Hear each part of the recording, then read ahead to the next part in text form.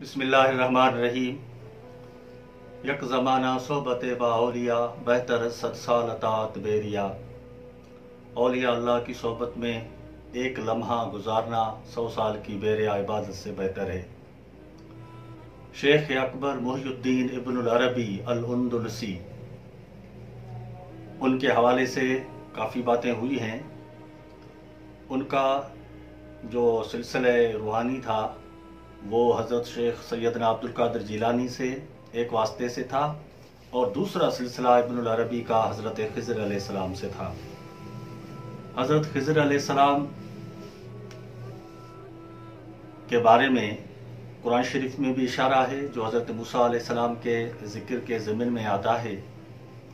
उन 3 काम जो खिज़र अलैहिस्सलाम ने किए, जो बज़ाहिर मसलियत के ख़िलाफ़ थे, लेकिन उनमें जो हिकमत छुपी हुई थी वो बाद में हज़रत मूसा अलैहिस्सलाम पर आया हुई थी। खिज़र अलैहिस्सलाम ने आब हयात पिया, और सिकंदर ज़ुल्करनैन जो थे उन्होंने भी आब हयात की तलाश की थी, और हज़रत खिज़र उनके साथ थे।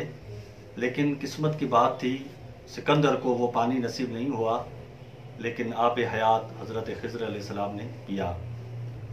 तही दस्तान किस्मत रा चे सूदज रहबर कामिल के खिज़रज आब हैवान तशनमी आरद सिकंदर रा। खिज़र अलैहिस्सलाम एक शख्सियत हैं जो औलिया अल्लाह या जो अहले दिल बुजुर्गान हैं, उनसे खिज़र की मुलाकात होती है। लेकिन इस बज़ाहिर ज़ाहिर ये बात नहीं होती कि ये जो हस्ती मुझसे मिल चुकी है वो खिज़र की है या किसी और की। कुछ बुजुर्ग कहते हैं कि हर इंसान की ज़िंदगी में एक दफ़ा खिज़र अलैहिस्सलाम की मुलाकात होती है और वो उससे मुसाफ़ा करते हैं। और उसकी निशानी ये है कि खिज़र अलैहिस्सलाम जब मुसाफ़ा करेंगे तो उसके अंगूठे में हड्डी नहीं है, और वो महसूस होगा कि खिज़र अलैहिस्सलाम ने मुझसे हाथ मिलाया।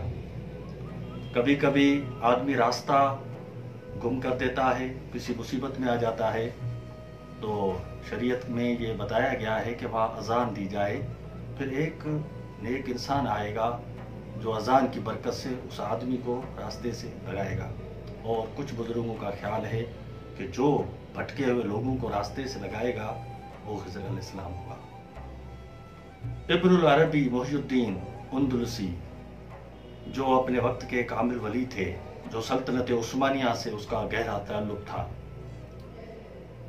अर्तुगरुल गाजी, जो सल्तनत उस्मानिया के बानी उस्मान शाह के वालिद हैं, उनकी आप हिस्ट्री पढ़ेंगे कि वो जब भी किसी मुसीबत में फंसा तो जिस हस्ती को अल्लाह ताला ने उसकी मदद के लिए भेजा और उसकी रहनुमाई की, वो मुहियुद्दीन इब्नुल अरबी थे। और इब्नुल अरबी के पीछे जिस हस्ती का हाथ है वो हज़रत खिज़र अलैहिस्सलाम। फुतवात मक्किया पढ़ेंगे या फुसूसुल हिकम, या इब्नुल अरबी की जो मशहूर तसनीफ़ मवाक़िउन नुजूम, जिसमें उसने ऐसे इल्म बताए हैं। बाद वाले उलमा कहते हैं कि इब्नुल अरबी की मवाक़िउन नुजूम से पहले हमने कोई ऐसी किताब नहीं पढ़ी जो मवाक़िउन नुजूम के लेवल की हो। और बार बार इब्नुल अरबी फरमाते हैं कि मेरी हज़रत खिज़र से सोहबत होती है, मैं उससे गुफ्तगू करता हूँ, वो मेरी रहनुमाई भी करता है, और बहुत सी बातें मैंने खिज़र से सीखी हैं। अल्लामा नूरुद्दीन अब्दुर्रहमान जामी रहमतुल्लाह अलैह की मशहूर किताब औलिया अल्लाह की तारीख़ पे नफ़हातुल उन्स, उसमें वो जब इब्नुल अरबी का तज़किरा करते हैं तो फरमाते हैं कि इब्नुल अरबी कहा करते थे कि मैंने अपनी आँखों से 3 करामतें देखी खिज़र अलैहिस्सलाम की। पहली करामत मैंने ये देखी कि जब नमाज का वक्त आता था तो हवा में हज़रत खिज़र अपना मुसल्ला बिछाते और नमाज पढ़ते।